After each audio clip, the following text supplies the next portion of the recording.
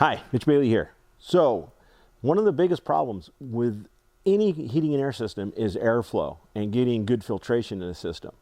A lot of the times the high static pressures that we get in a system, we can't use a really good filter.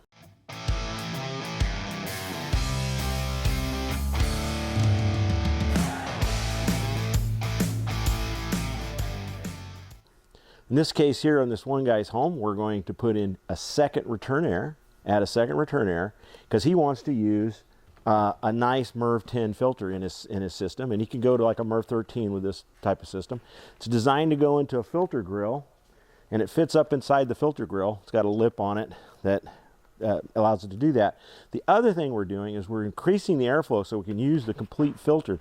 The way we're doing that is we're using a squared around as opposed to just having a 4-inch can and a collar tapped in the top of it. We get to use the whole filter, so we're not restricting the airflow. This will keep the airflow very high in the system, and it'll keep the static pressure very low.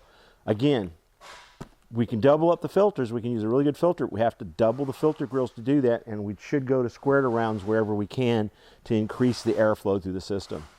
All right, thanks for watching. Please like and subscribe.